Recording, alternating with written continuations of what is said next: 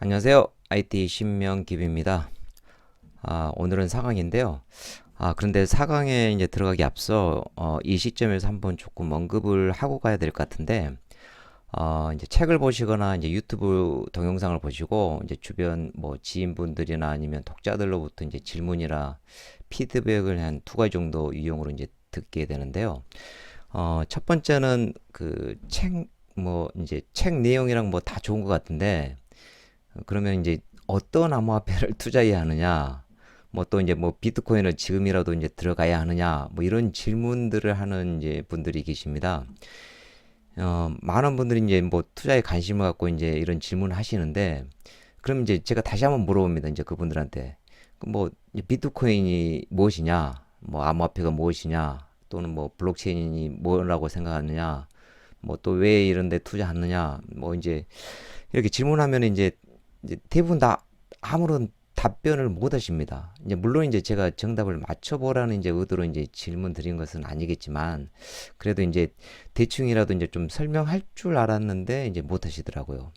그냥 이제 뭐 이제 대답이 이제 그냥 주변에서 뭐 암호화폐로 이제 큰 돈을 벌었다는 어떤 무용담을 좀 언급하시거나, 아니면 이제 그냥 막연하게 이제 뭐 미래화폐가 되지 않겠느냐, 그래서 뭐 투자한다, 좀 이렇게 이제 조금 막연하게 설명하시는데요.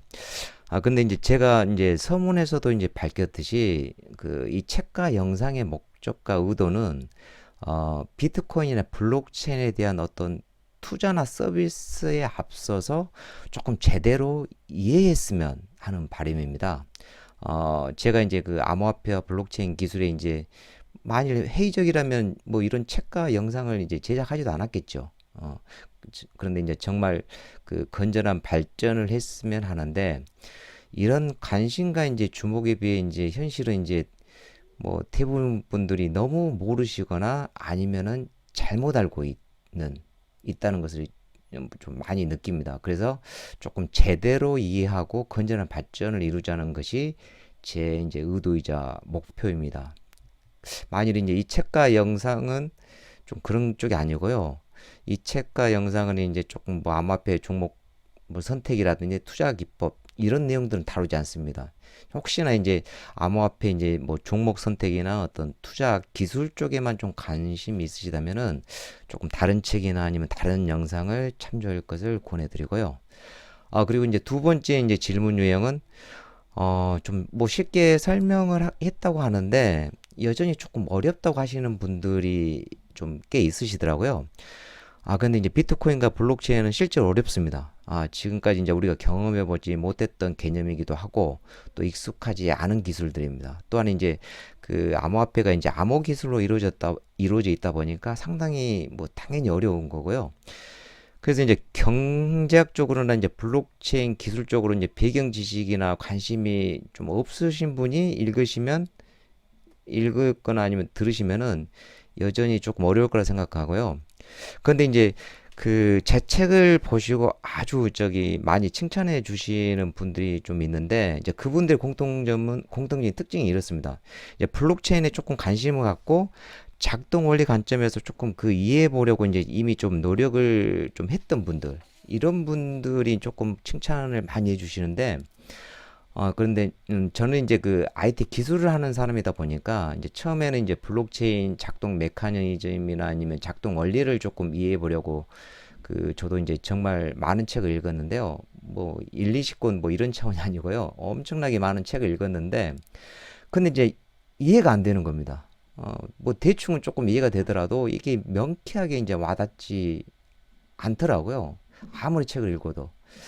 그래서 이제 이걸 어떻게 좀 진짜 명쾌하게 좀 이해해 볼까? 그래서 이제 고민하다가 이제 좀 기본으로 돌아가자는 생각에 이제 비트코인 이제 백서를 이제 꺼내서 다시 좀 읽기 시작했고, 비트비 이제 파운데이션에 이제 게시된 이제 사토시 나카모토의 글이라든지 이메일 등을 읽으면서 이제 그 뭐 기록들의 이제 키워드에 조금 집중했고, 그래서 이제 그 키워드 관련 내용에 대해서 이제 다시 공부를 시작하게 됐습니다. 이제 뭐 화폐부터 시작해서 뭐 근본 이제, 그리고 이제 뭐 사이버펑크라든지 뭐 책에 이제 사이버펑크 관련 그 영화가 이제 한 세 편 소개되는데, 그 영화도 제가 직접 다 한번 봤고요.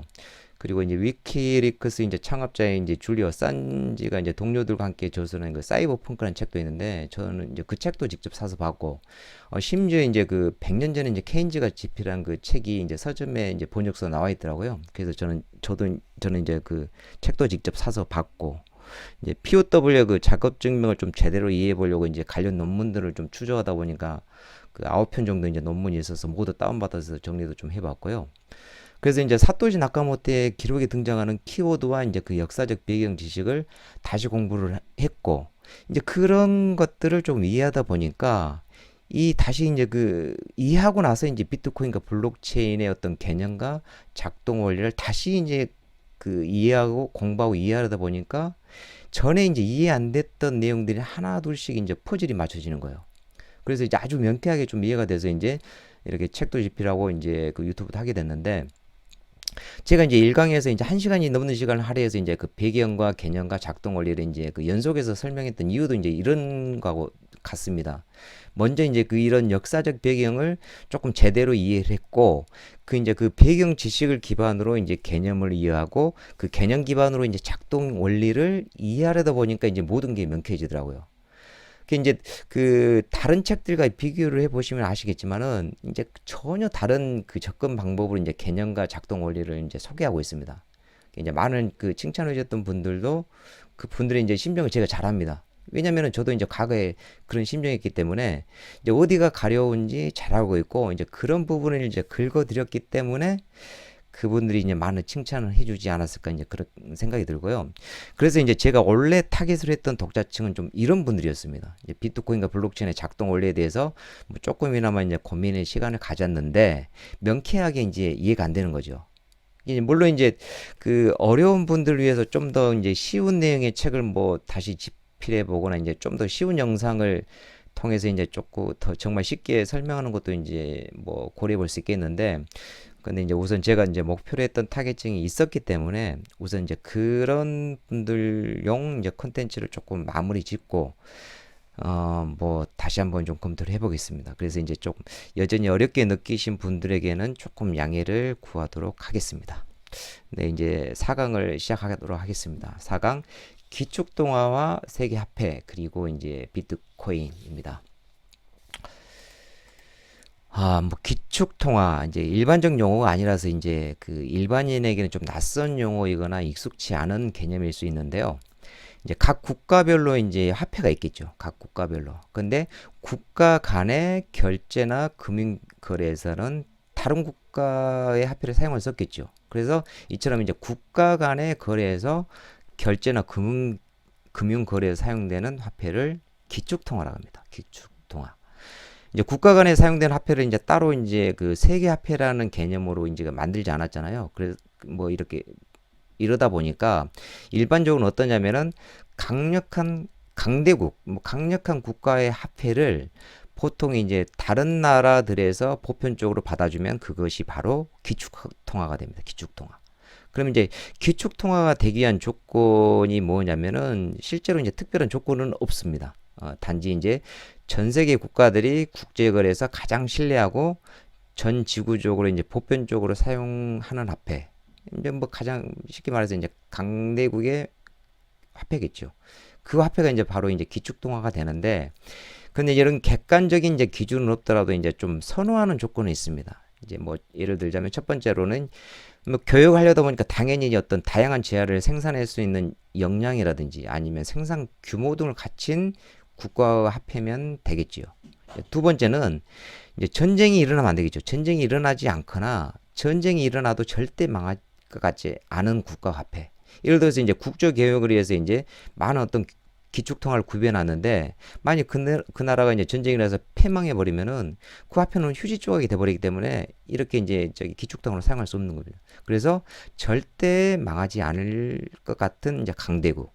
이제 뭐 세 번째로는 이제 예를 들어서 국가의 정책이 이제 좀 투명하고 제도 등이 조금 신뢰할 수 있는 그런 뭐 쉽게 말해서 이제 좀 자유민주주의 국가 뭐 이렇게 이해할 수 있겠죠.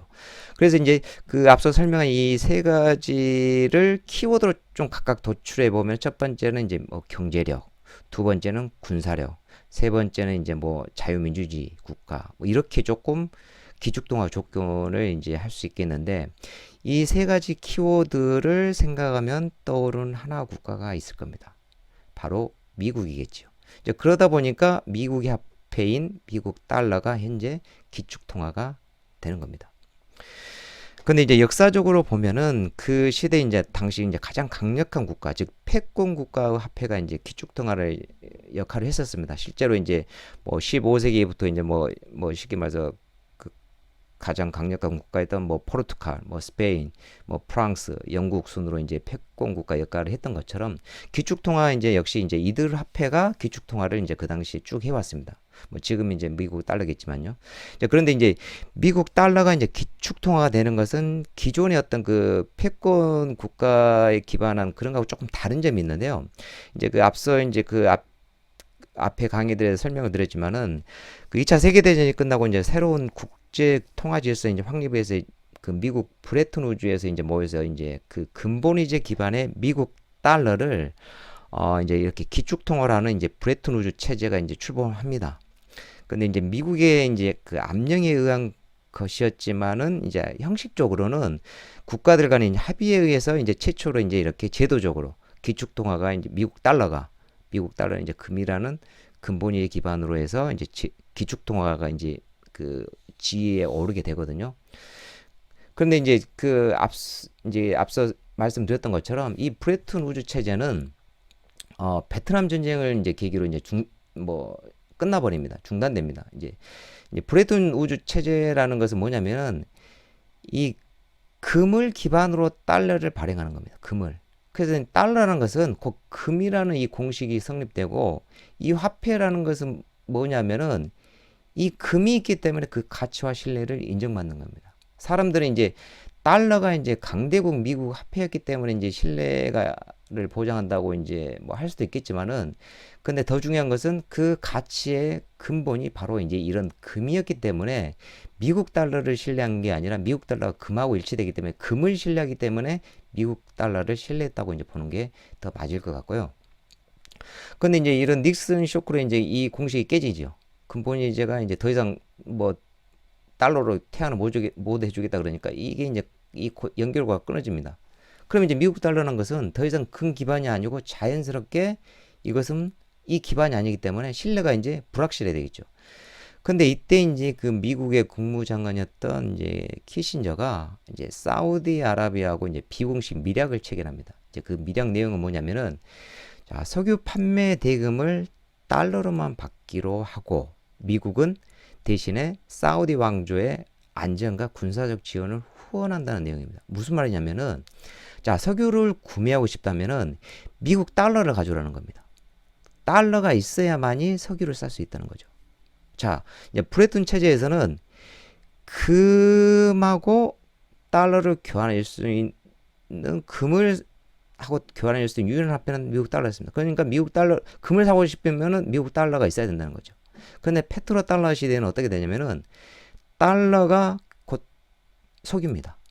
석유를 사고 싶으면은 달러를 가져오는 거죠.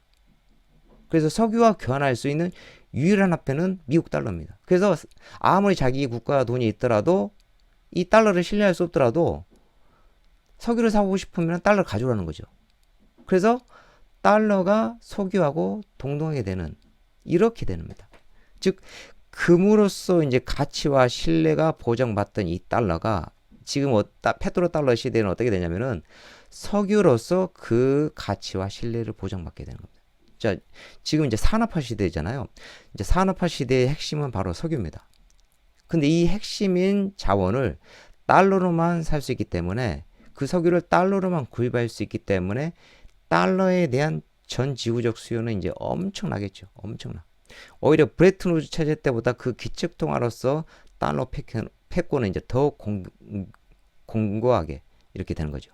공고하게. 그래서 브레튼 체제는 미국 달러가 금이었는데 브레튼 달러 체제에서는 뭐다? 미국 달러가 금이다. 그 제가 이제 계속 이제 화폐라는 것은 가치가 있어야 된다고 했고 이제 그 가치의 기반이 중요하다고 이제 계속 강조를 했는데 한 국가 차원에서 이제 보면 이제 근본위제에서는 이제 신뢰의 기반이 이제 금이었고 이제 법정화폐에서는 이제 중앙 정부에 대한 신용이 그 기반이 된다 했잖아요. 그런데 이제 기축통화도 마찬가지입니다. 이제 2차 세계대전 전까지는 이 패권이 바로 이제 그 기축통화 신뢰 기반이었다면은 이 브레튼 우드 체제는 이 바로 금이 이제 기축통화의 신뢰의 기반입니다. 물론 이제 당시 이제 미국이 패권 국가라는 지도 있었지만 이보다 더 중요한 것이 바로 이 달러는 금이 기반으로 하기 때문에 신뢰했던 거죠. 근데 페트로 달러 시대는 뭐가 됩니까? 이 바로 석유가 이 신뢰의 기반이 되는 거죠. 석유가. 이제 우리가 이제 개인이 물건을 구입하라고 하면 이제 돈이 있어야 되잖아요. 그럼 돈이 없으면 어떻게 됩니까? 뭐 결국 이제 뭐 신용 불량자가 되는 것처럼 국제거래에서 해외에서 이제 석유와 같은 이제 물건을 구입하러 가면 돈이 필요합니다. 근데 뭐라 했죠? 미국 달러만 되기 때문에 미국 달러가 필요한 겁니다.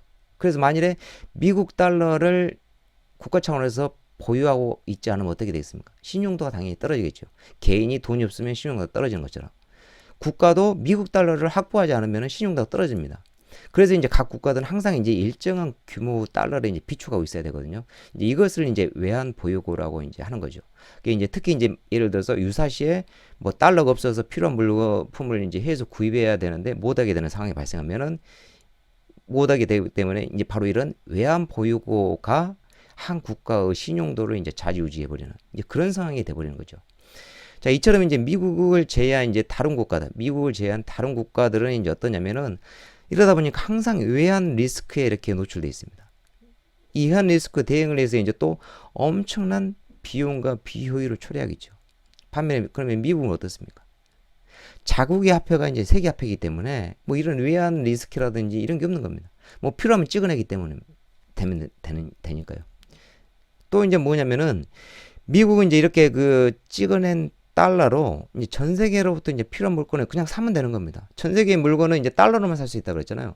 자기가 이제 필요한 것을 뭐 자기는 달러를 찍어낼 수 있기 때문에 달러를 찍어내서 전 세계 필요한 재화 서비스를 아주 저렴한 가격으로 이제 이렇게 구입해 올 수 있는 거고 또 이제 발행하면 이제 그 나오는 이제 달러를 그 화폐를 가지고 어떤 혁신 기술이라든가 이제 군사력에 이제 투자해서 이제 패권 유지를 이어가고 이런 엄청난 경제 수혜를 이제 미국은 이제 입고 있는 거죠. 또 이제 미국은 이제 이런 이제 우월적인 지위에 있다 보니까 이것을 이제 대외 정책에서 이제 무기화합니다. 왜냐면은 국제거래에서 달러가 있어야 되는데 미국 화폐가 달러 아니 미국에서 미국 화폐가 달러잖아요. 그러니까 미국 화폐가 이제 기축통화인 겁니다. 이게 이제 무기할 수 있는 거죠. 그 대외 정책에서 이제 뭐 다양한 카드로 뭐 제재를 한다든지 아니면 어떤 환율 조작이라든지 뭐 이런 것을 자기 마음대로 할 수 있는 뭐 이런 상황이 되고 있는 거죠. 그래서 이제 뭐냐면은 자 미국 달러가 기축통화에 따른 이런 경제적 수혜라든지 이런 패권적 이득이 뭐 실로 엄청납니다. 그럼 이 수혜가 이제 어느 정도인지를 이제 가늠하려면은 바로 이제 미국이 이런 기축통화 지위 유지를 위해서 하고 있는 행태라든지 집착 수준을 보면은 왜 이렇게 하고 있는지 이득이 당연히 크니까 이렇게 집착을 하겠죠. 그걸 알 수 있거든요. 이제 보면은 자, 현 기축통화 체제 문제점을 이제 좀 몇 가지 살펴보겠는데 국제 분쟁과 이제 혼란입니다. 자, 미국이 이제 이런 기축통화에 대한 집착과 집념을 아주 강렬합니다. 패권 유지를 위해서 이제 전쟁도 이제 이렇게 불사하는데 이제 보면은 자, 이제 이란이라든지 이라크라든지 리비아, 베네수엘라 같은 이제 국가들이 현재 이제 그 경제 제재를 받고 있거나 아니면은 전쟁을 통해서 이제 통치자가 축출된 국가들입니다. 공통적으로 이란, 이라크, 뭐 리비아, 베네수엘라 보면. 근데 이들 국가 공통점이 뭐냐면은 바로 이제 그 미국 달러 대신에 다른 통화로 석유 대금을 시도한 국가들입니다. 즉 페트로 달러 체제에 도전한 국가들입니다. 이제 미국 입장에서는 이제 다른 명분들을 내세우는데 이제 이런 실질적인 이유는 바로 이 페트로 달러 체제에 대한 도전에 대한 이제 응징이라고 이제 주장하는 사람도 있거든요. 뭐 이제 이렇게 이제 확인되지 않은 뭐 정보들이기 때문에 좀 저도 이제 조심스럽긴 합니다만은 여러분들 그냥 인터넷에 떠도는 이제 이야기 정도로 좀 그냥 일단은 참조만 좀 하면 될 것 같고요. 그리고 이제 중국이 어떠냐면은 2013년에 국제 에너지 거래소를 이제 설립하고 그 2018년에 원유 선물 거래를 이제 개시하는데 미국 달러 대신에 이제 다른 화폐로 사용된 첫 사례입니다. 지금까지는 페트로달러 체제에서는 석유를 구입하기 위해서는 무조건 달러를 해야 되고, 그 페트로달러는 어떤 기축통화를 위해서 미국이 엄청난 수혜를 입어 왔었는데, 중국이 이제 최초로 다른 화폐로 화폐 거래, 석유 거래를 한 겁니다. 성공을 했습니다. 이제 페트로달러에 대한 이제 도전을 이제 실행한 게 유일한 국가라고 이제 볼 수 있는 거죠. 그래서 이제 그 최근에 이제 그 미중 무역 분쟁으로 이제 아주 시끄러운데, 이게 무역 분쟁이 아까 그 이제 페트로달러에 대한 도전의 연장선상이라고 이제 해석하는 사람들도 있습니다. 이제 뭐 피상적으로 이제 무역 분쟁인데, 실질적으로는 중국이 이 페트로달러 체제에 대해서 도전했기 때문에 이 무역 분쟁을 하는 거다. 뭐 이렇게 있거든요. 근데 이제 정리를 하게 되면 뭐냐면은, 자, 미국은 이제 기축통화라는 지혜에 따라서 막대한 수혜를 했고, 이제 이를 유지하기 위해서 다양한 국제 분쟁과 이런 갈등을 지금 야기시키고 조장하고 있다는 거죠. 이 현재 기축통화 이제 이런 문제가 있다는 겁니다. 그리고 이제 두 번째 이제 문제점은 이제 통상 분쟁과 환율 문제인데요. 대표적인 사례가 이제 플라자 합의가 아닐까 생각되는데, 예를 들면 이제 그 일본은 이제 그 2차 세계대전에서 패전국이었는데, 이제 한국 전쟁으로 이제 물품을 대주면서 이제 재기의 이제 기회를 삼고, 또 이제 1965년 이제 도쿄올림픽을 이제 성공적으로 개최하면서 이제 도약의 발편도 이제 마련합니다.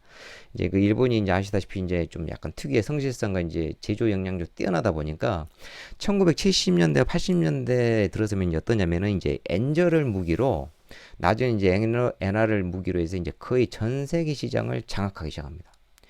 근데 이제 그때 이제 미국은 어떠냐면은 엄청난 그 재정 적자를 겪고 있을 때고, 특히 이제 대일 무역 적자는 이제 뭐 사상 최고치에 이제 이르게 됩니다.